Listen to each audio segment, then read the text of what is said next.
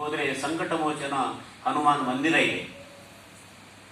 ಆ ಮಂದಿರಕ್ಕೆ ಅಲ್ಲಿ ಇವರು ನಮ್ಮ ತುಳಸಿದಾಸರೇ ಸ್ವತಃ ಪೂಜೆ ಮಾಡಿದ್ದು. ಹಸಿ ಘಾಟ್ನಲ್ಲಿ ಒಂದು ತುಳಸಿ ಘಾಟ್ ಅಂತ ಇದೆ.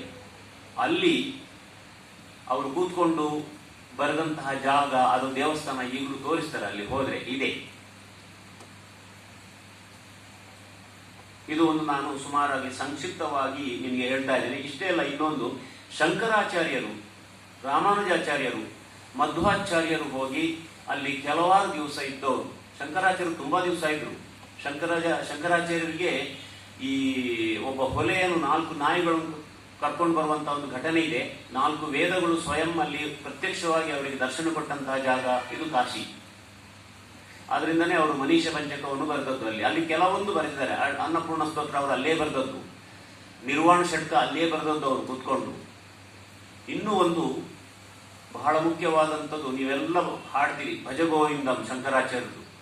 ಇದು ಬರೆಯಲಿಕ್ಕೂ ಒಂದು ಘಟನೆ ಇದೆ. ಒಬ್ಬ ಹಣ್ಣು ಮುದುಕ ಕಾಶಿಯಲ್ಲಿ ಕೂತ್ಕೊಂಡು ಡುಕ್ರುಂಕರಣೆ ಎಂಬ ಒಂದು ವ್ಯಾಕರಣ ಶಬ್ದವನ್ನು ಬಾಯ್ಪಾಠ ಮಾಡ್ತಿದ್ದ ಕೂತ್ಕೊಂಡು.